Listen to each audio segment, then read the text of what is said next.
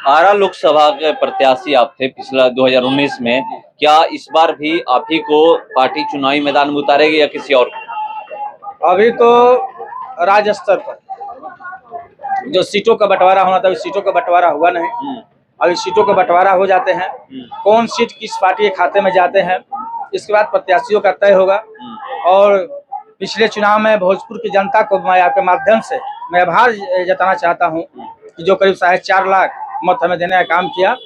और फिर अगर जो हमारी पार्टी तय करेगी तो हम चुनाव आरा से लड़ेंगे। सीपीआई एमएलए लड़ रही है कि हमें आरा दिया जाए? लड़ेगी अगर ये पार्टी, अगर सीपीआई एमएलए का होता है तो फिर अब नहीं होता है, जिसको मिलेगा तो उसको प्रचार हम लोग करेंगे। प्रचार करिए। भारतीय जनता पार्टी को हर जगह हमें हराना है। मतलब बीजेपी से आप तो लोग कहते हैं कि आरा में आरके सिंह बहुत काम किए।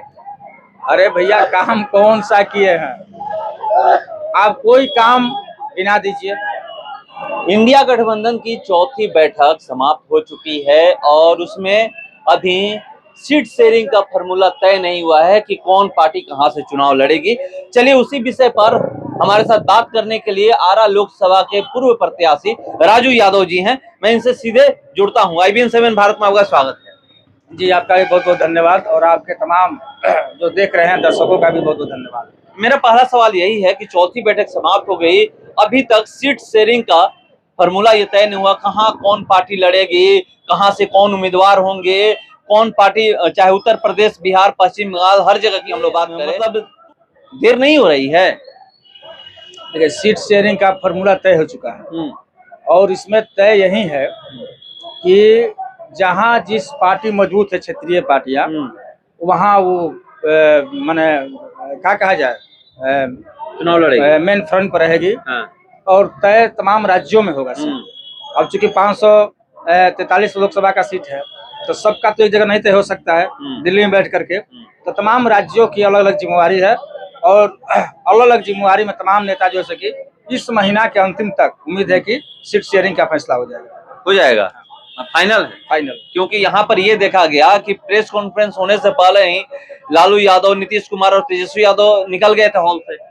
ये सब गलत बात है, कोई नहीं निकला था। वो निकले थे, कैमरे के सामने दिखा है और प्रेस कॉन्फ्रेंस वहां पर मल्लिकार्जुन खड़गे किए हैं। मीटिंग जब खत्म हुई इंडिया गठबंधन की, तो मीटिंग खत्म होने के बाद ही मुख्यमंत्री जी और लालू जी बाहर निकले।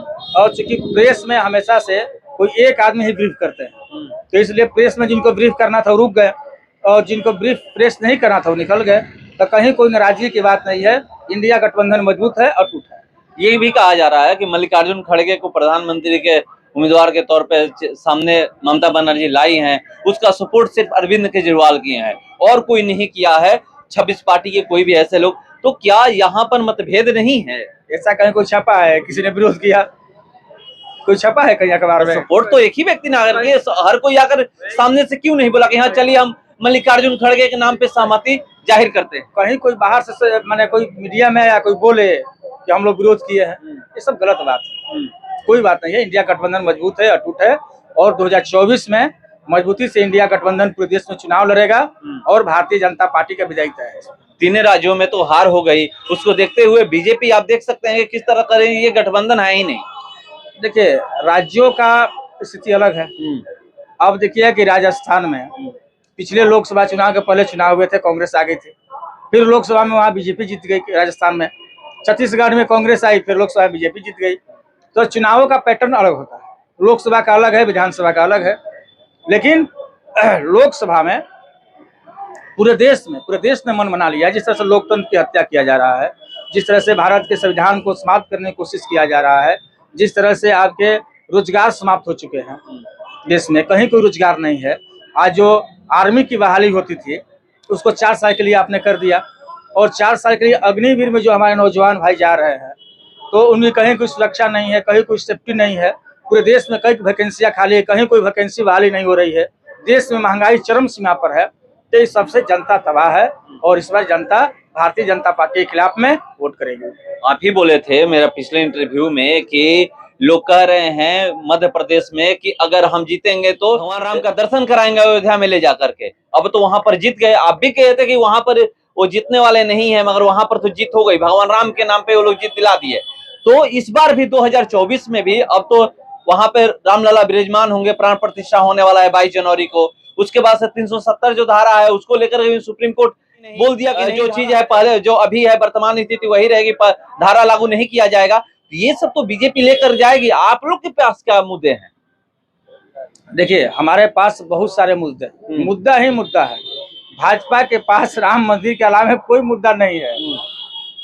लेकिन यहाँ जो इतनी महंगाई है, बेरोजगारी है, संविधान का सवाल है, लोकतंत्र का हत्या जिसे किया जा रहा है, कहीं कोई रोजगार नहीं, कहीं कोई वैकेंसी नहीं, सब कुछ अंबानी अडानी को दिया जा रहा है।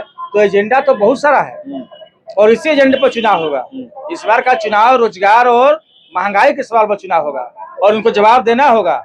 आपने तो कहा कि भाई पिछले चुनाव में भी कि मध्य प्रदेश में कि हम 400 का सिलेंडर देंगे, राजस्थान में 400 का सिलेंडर देंगे। अब कर रहे हैं कि नहीं, वो जुमला था। आप ही ने कहा था कि 15 लाख सबके बैंक अकाउंट में देंगे, कर रहे हैं कि जुमला है। 2 करोड़ नौजवानों को रोजगार आपने कहा था, अब कर रहे हैं कि जुमला है। तो ये तमाम एजेंडे हैं और देश की जनता देख रही है इस बार, और इन्हीं एजेंडों पर इस बार चुनाव लड़ेगी। 15 लाख की जब बात आप किए तो मैं 15 लाख का सवाल किया था बीजेपी के एक एमएलसी से, अवधेश नारायण सिंह से। तो वो बोले कि आप देख लीजिए कांग्रेस के घरों में 15 लाख पड़े हुए हैं। 350 करोड़ किस सांसद के और किस नेता के घर में है? कहीं पर तो मिला नहीं आजादी के बाद से, तो वही 15 लाख वह तो आपको देना चाहिए ना भाई। आप तो आपको कौन मना किया था? कौन आपने रोका है? काला धन लाने के लिए अब कौन रोका है? अब जाइए लाइए, अब सत्ता में है। आप जहां जहां पैसा है वहां से निकाल के जनता के बीच दीजिए, सबको दीजिए। आप क्यों नहीं दिया अभी तक? 10 साल होने जा रहा है। तो इसलिए भाजपा के पास कोई एजेंडा नहीं है और इसलिए ये लोग इधर उधर की बातें कर रहे हैं। अभी लोकसभा में देखिए कि धनखड़ जी का मिमिक्री किया गया। आप सोचिए, इतनी छोटी बात है। भारतीय जनता पार्टी मेन जो मुद्दा है उस मुद्दों को भटकाना चाहते हैं। मिमिक्री तो सबका होता है। बिहार में लालू जी की मिमिक्री करने वाले कई लोग मिल जाएंगे आपको। सब लोग का मिमिक्री होता है। हम लोग पिछले दिनों देखा कि माननीय प्रधानमंत्री जी या कई लोगों ने मिमिक्री किया, नरेंद्र मोदी जी का। अब ये कर रहे हैं कि भाई मिमिक्री करना यह जाट समाज का अपमान है। लेकिन कल जो साक्षी मलिक रोते हुए जो जाट समाज की लड़की है, उसने रिजाइन कर दिया, कहा कि हम कुश्ती लड़ने नहीं जाएंगे। हमारे साथ जो यौन उत्पीड़न की घटनाएं घटी उस पर कोई न्याय नहीं मिला, हम असुरक्षित महसूस कर रहे हैं, तो इसलिए हम खेलेंगे। जाट समाज का अपमान है कि नहीं? ये भारत के बेटियों का अपमान है कि नहीं है? तो इसलिए भाजपा के पास कोई एजेंडा नहीं। आरा लोकसभा के प्रत्याशी आप थे पिछला 2019 में, क्या इस बार भी आप ही को पार्टी चुनावी मैदान में उतारेगी या किसी और को? अभी तो राज्य स्तर पर जो सीटों का बंटवारा होना था, सीटों का बंटवारा हुआ नहीं। अभी सीटों का बंटवारा हो जाते हैं, कौन सीट किस पार्टी के खाते में जाते हैं, इसके बाद प्रत्याशियों का तय होगा।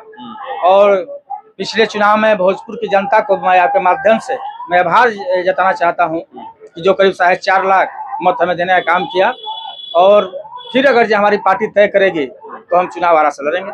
सीपीआई एमएलए लड़ रही है कि हमें आरा दिया जाए? लड़ेगी। अगर ये पार्टी तय करेगी मुझे लड़ने के लिए तो हम लड़ेंगे। नहीं, अगर सीपीआई एमएलए का होता है तो फिर? अब नहीं होता है, जिसको मिलेगा तो उसको प्रचार हम लोग करेंगे। प्रचार करिए। भारतीय जनता पार्टी को हर जगह हमें हराना है। मतलब बीजेपी से आपकी लड़ाई है? बीजेपी से लड़ाई है। भाजपा आपको कहीं से भी उतारा जाए, चाहे आपको टिकट मिले या ना मिले, उससे मतलब नहीं है? उससे मतलब नहीं है। हमें भारतीय जनता पार्टी के खिलाफ में लड़ना है। भारतीय जनता पार्टी को इस बार केंद्र में जाने से रोकना है। यह लड़ाई। ये भी तो लोग कहते हैं कि आरा में आरके सिंह बहुत काम किए। अरे भैया, काम कौन सा किए हैं? आप कोई काम गिना दीजिए। अब ये लोग कहते हैं कि आरा में हम टेंट का रुकवा दिए, तो ये विकास है? अभी भी जो हमारे जिले की जो समस्या है, आप माननीय आरके सिंह जी आरा से माने 10वां साल इनका पूरा हो रहा है सांसद का, केंद्रीय ऊर्जा मंत्री हैं, बहुत पावरफुल मिनिस्टर हैं। तो यहाँ कोई सौर ऊर्जा प्लांट लगवा देते, कहीं कोई सौर ऊर्जा प्लांट नहीं लगा। आज आरा शहर में इन्होंने कहा था कि भाई पूरे तार को हम अंडरग्राउंड कराएंगे, अभी तक कोई का तार अंडरग्राउंड नहीं हुआ।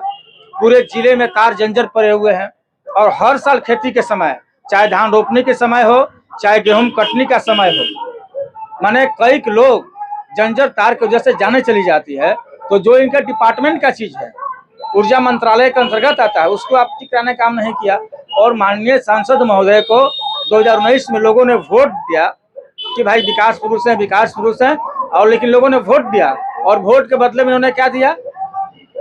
तमाम गरीब परिवारों के घर, किसी के यहाँ 25,000, किसी के यहाँ 1 लाख, किसी के यहाँ 6-6 लाख का फर्जी बिजली बिल भेज दिया गया।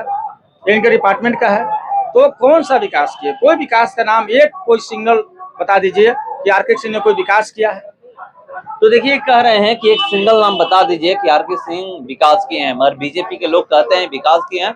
2024 में जो चुनाव होने वाला है, इस बार बीजेपी गठबंधन और इंडिया गठबंधन के बीच मुकाबला है।